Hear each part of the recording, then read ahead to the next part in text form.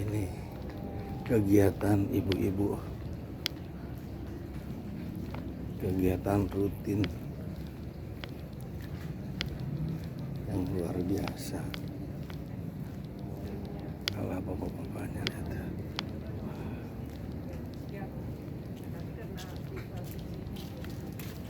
kan jadi bisa panjang gitu. Kalau kita langsung habis. Jadi habis gitu.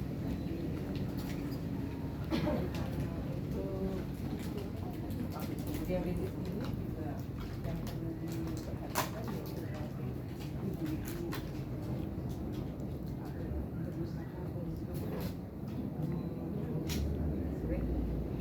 mengerti bahasa tubuh kita. Kita harus ngerti apa sih yang kita rasain gitu.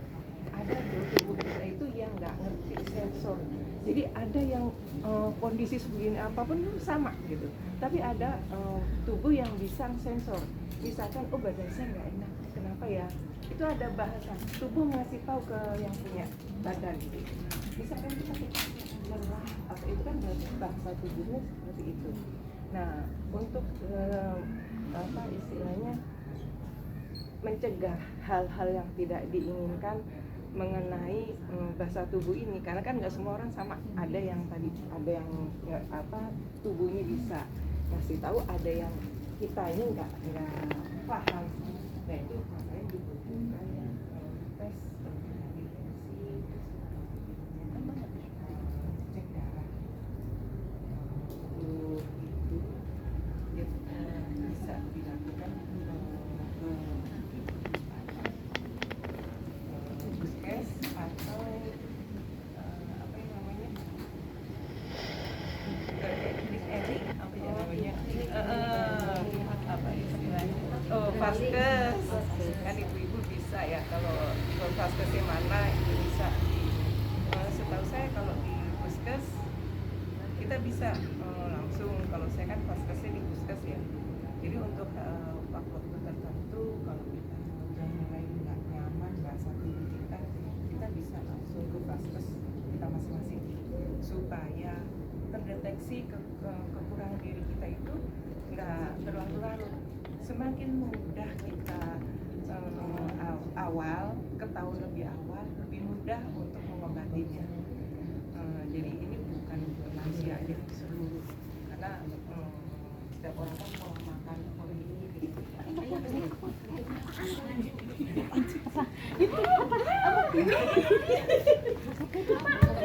Itu apa kambing gitu? Oh ya Allah. Ih, kira itu apa nggak pantas ya?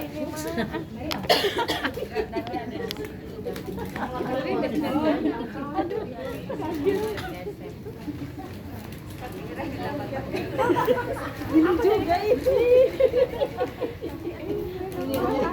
Seribu aja.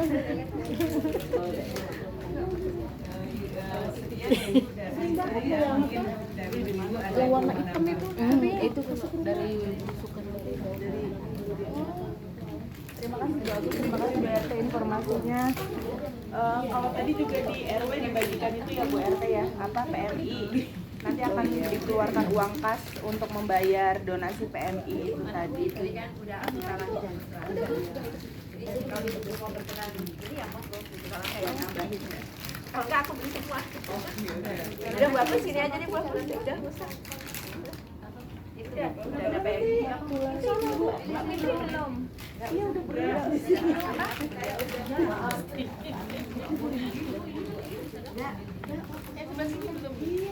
Kalau informasi yang dari BRT Bu Agus sudah, ibu-ibu lain ada informasi lagi atau enggak? Kalau nggak ada saya izin Bu, beberapa waktu yang lalu kan sempat bilang belajar MC, belajar public speaking gitu ya. Saya bukannya paling bisa, tapi kan pernah lah sedikit-sedikit ada pengalaman. Saya mau berbagi sedikit tentang ngomong di depan orang gitu ya Bu ya, tentang public speaking gitu ya. Ya alhamdulillah kemarin mewakili kecamatan juara 1 tingkat kota gitu kan. Alhamdulillah. Tapi kan public speaking sebenarnya nggak cuman buat lomba itu aja gitu kan. Saya rasa ini sesuatu yang kalau dikuasai sama semua orang itu nggak ada salahnya. Nah saya izin sambil duduk aja nggak apa-apa ya Bu ya. Jadi ini kalau misalnya suatu hari Izin dulu, saya namanya Fitriani Rahmat kalau ada yang belum tahu, tapi insya Allah udah pada tahu ya Bu ya. Maunya Fitri Gitu. Oh iya, ada Rahmannya belakangnya, Bu Fitriani Rahman. Nah, di sini saya pengen sedikit berbagi ilmu yang saya punya tentang public speaking, terutama yang sederhana aja deh Bu, bukan jadi MC dulu, tapi ketika misal suatu saat kita tiba-tiba diminta untuk sambutan dong, misalkan kayak gitu, atau ngomong di depan orang tiba-tiba gitu ya untuk memberikan pandangan, ada sedikit rumus yang saya pelajari, ini tuh biasanya dipakai untuk apapun gitu loh, ketika kita tiba-tiba disuruh maju ke depan. Nah, rumus saya itu S4 KISS. Jadi kalau misal mau dipanjangin jadi sempat kiss untuk diingat di sini, sempat kiss, sempat cium gitu ya. Tapi ini semua itu singkatan Bu. S4 itu S-nya yang pertama salam. Kita mulai dari salam. Seperti biasa ya, mau selamat pagi, mau assalamualaikum, tergantung ada di mana suasananya gitu kan. Assalamualaikum, bla bla bla bla seperti itu. S yang kedua biasanya itu sapa. Setelah assalamualaikum warahmatullahi wabarakatuh. Selamat pagi, salam sejahtera. Yang terhormat, siapa orang yang di situ paling dihormati? Yang kedua, yang saya hormati atau yang kami hormati. Jadi yang terhormat itu hanya ada satu ya Bu, kalau secara bahasa Indonesia ya. Jadi kadang kalau misal orang ngomong yang terhormat Pak Camat, yang terhormat Pak Lurah, itu sebenarnya kurang tepat. Harusnya yang terhormat itu hanya satu, dan itu adalah yang jabatannya paling tinggi di dalam acara tersebut gitu. Kalau misal ibu ragu siapa yang terhormatnya ya, coba nanya ke pengurus misalnya di acara PKK, atau coba nanya ke panitia acara misal ada di suatu acara gitu. Ini kira-kira yang jabatannya paling tinggi siapa ya, seperti itu. Setelah yang terhormat, kemudian yang saya hormati. Yang saya hormati pun kalau saya belajar dari beberapa pelatihan aksi itu ya, nggak semuanya disebutkan yang saya hormati Bu RT, yang saya hormati. Jadi kata yang saya hormatinya itu nggak selalu dibawa-bawa Bu. Jadi bisa cuma di depannya aja. Yang saya hormati ketua RT 1 hingga 19, ketua bla bla bla bla bla, ketua bla bla bla. Jadi nggak yang saya hormati. Kalau misal tamunya banyak banget kan kayaknya ngedengernya juga kurang enak gitu kan, yang saya hormati kepanjangan. Itu yang kedua sapa. Yang ketiga adalah syukur. Alhamdulillah, puji syukur kita diberi kesehatan, bla bla bla seperti ini. Jadi tadi yang pertama apa Bu? Salam. Yang kedua Sapa. Yang ketiga syukur. Oke, itu 3 tadi ya. Nah, yang keempat biasanya kalau misal kita ini secara umum ya, itu sholawat. Marilah kita mengaturkan sholawat kepada Nabi Muhammad seperti itu. Walaupun nggak semua orang memakai ini, tapi umumnya yang di awal ini S4 ini itu yang digunakan. Jadi mulai dari salam, sapa, syukur, sholawat. Terus masuk kiss, cium, bukan, tapi ini juga singkatan. Kak, kenalan. Biasanya kalau misal di depan, ini orang siapa kok tiba-tiba ngomong, pasti kan kayak gitu kan. Ada kenalan dulu, udah salam serta salam untuk Nabi Muhammad, bla bla. Baik ibu bapak atau hadirin yang terhormat, perkenalkan saya Fitriani Rahman. Misal ada jabatan atau misal di situ sebagai pembicara, misalkan seperti itu. Sedikit background saya atau sedikit latar belakang saya adalah seorang ini misalkan, atau misal saya di sini mewakili RT atau mewakili RW. Jadi Kak, kenalan, harus memperkenalkan diri. Kemudian I-nya adalah isi. Setelah kenalan tentu kita akan menyampaikan apa yang mau kita jelaskan gitu ya. Kayak misal tadi Bu Agus menjelaskan, tadi kita belajar tentang diabetes Bu, tentang 3J. Ini. Setelah panjang lebar menjelaskan tentang I, S yang selanjutnya adalah simpulkan.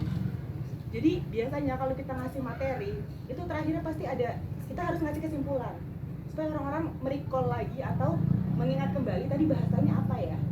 Jadi Bu, setelah tadi saya menyampaikan materi, kurang lebih yang bisa saya simpulkan adalah demikian. Itu kalau materi. Tapi kalau tadi tentang sambutan, baiklah demikian Ibu-ibu, pesan saya jangan lupa untuk terus semangat, misalkan seperti itu. Jangan lupa untuk terus jaga kesehatan. Ya, kesimpulannya bisa berbeda-beda, tapi kurang lebih maksudnya seperti itu. Nah, S yang terakhir kira-kira apa Bu? Sayonara. Sampai jumpa. Bisa juga salam, tapi maksudnya penutupan maksudnya gitu ya, sayonara.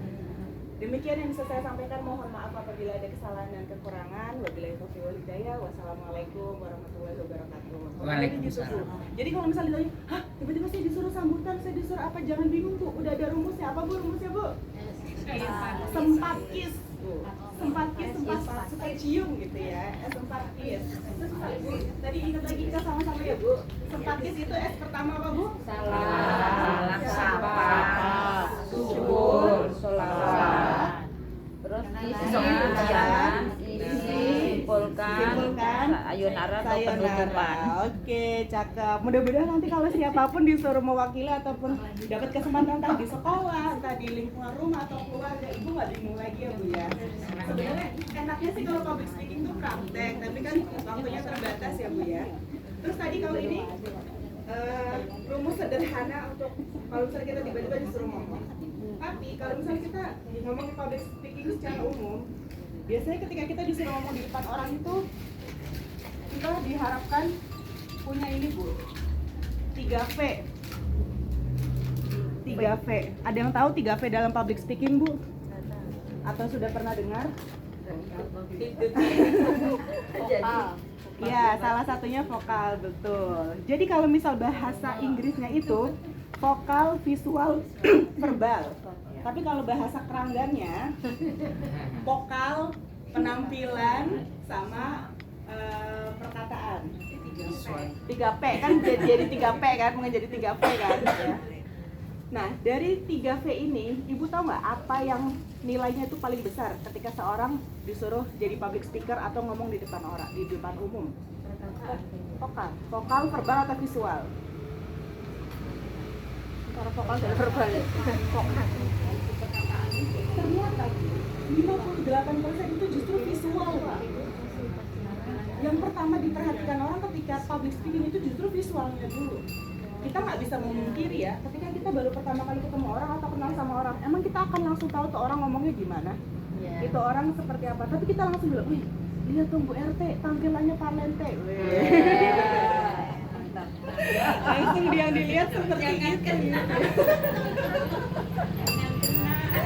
Ya jadi ketika kita entah kita lagi ada di mana gitu ya, tapi di situ ada momen yang mengharuskan kita mungkin akan diminta untuk tampil, visual itu jadi nomor satu. Bukan berarti kita jadi orang yang hanya memikirkan penampilan gitu ya, tapi berpenampilan rapi, berpenampilan yang meyakinkan ketika kita ngomong di depan orang itu penting.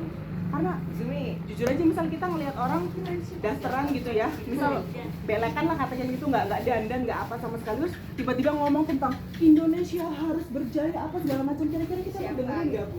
Siapa kamu? Pasti. Ini orang baru bangun tidur ngigong, mimpi apa gimana? Tiba-tiba ngomongin tentang Indonesia gitu. Lupa minum obat. Iya. Aku SJ mana misal disangka begitu ya. Udah tadi kan. Tapi kalau misal kita dengan penampilan yang baik, sikap tubuh yang baik, terus kita ngomong, bahkan kata-kata sederhana pun bisa jadi nyangkut di dalam hati orang yang diajak bicara sama kita. Itu visual. Kemudian verbal. Verbal itu tentu ibu tahu perkataan. Jadi ketika kita ngomong, kita memang harus memilih kata-kata yang mau kita gunakan. Ketika kita berhadapan sama ibu-ibu seperti ini dan berhadapan dengan anak-anak TK, pasti beda dong. Nggak mungkin anak-anak TK kita ngomongin Indonesia adalah negara kepulauan yang bla bla bla dengan bahasa-bahasa tingkat tinggi gitu ya. Pasti kita menggunakan bahasa-bahasanya. Adik-adik tahu nggak Indonesia itu gede banget negaranya, segini kayak gitu. Tapi kalau sama ibu-ibu, mungkin bahasanya ibu-ibu kayak gitu ya. Terus pokoknya pemilihan bahasanya itu memang harus disesuaikan. Itu verbal. Terus nggak kalah pentingnya juga vokal. Vokal itu bukan berarti suara kita harus merdu ya Bu ya, tapi suara kita jelas. Ada beberapa bagian dari vokal. Yang pertama itu power. Jadi kita ketika ngomong Assalamualaikum, jangan gitu Bu, apa sih gitu. Assalamualaikum warahmatullahi wabarakatuh. Kalau kayak gitu kan orang langsung apa nih kayak gitu kan. Power. Kemudian yang kedua artikulasi. Kenapa artikulasi? Artikulasi harus jelas setiap kata per kata. Jangan sampai mau ngomong bisu tapi biru kedengerannya, atau biru jadi bisu, bau baru gitu kan, mulutnya dibuka.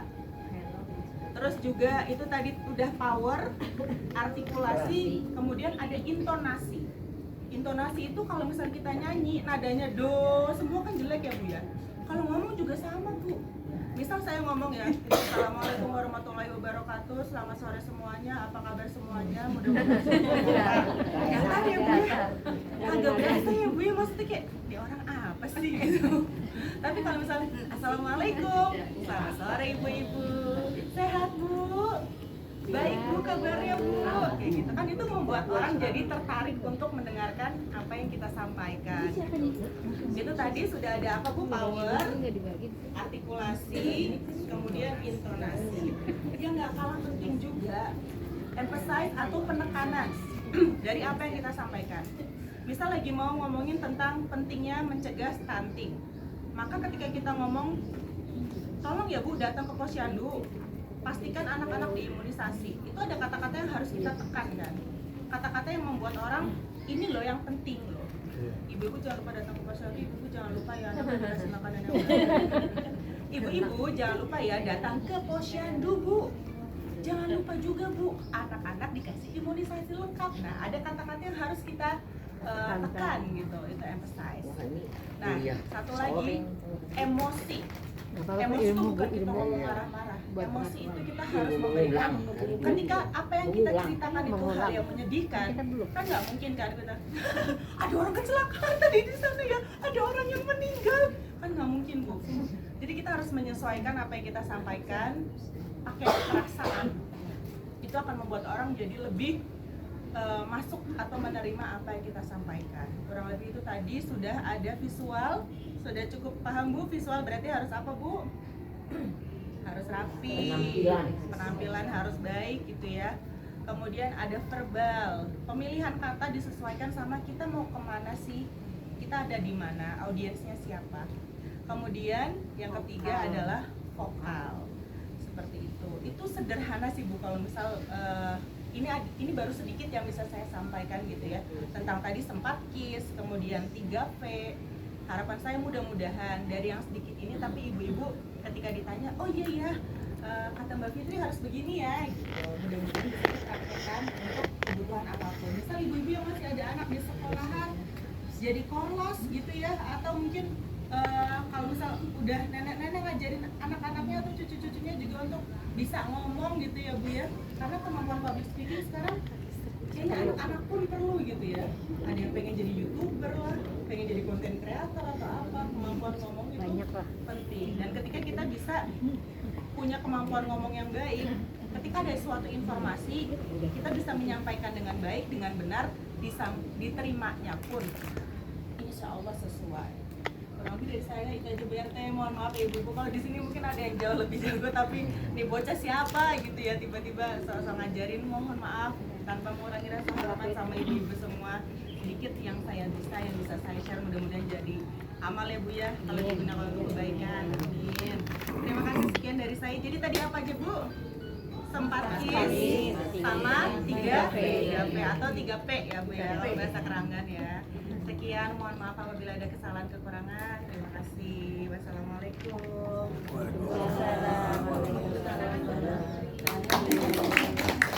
Saya balik lagi jadi MC Bu. Baik Bu, ada yang mau ditanyakan atau ada yang mau disampaikan? Ada yang mau praktek?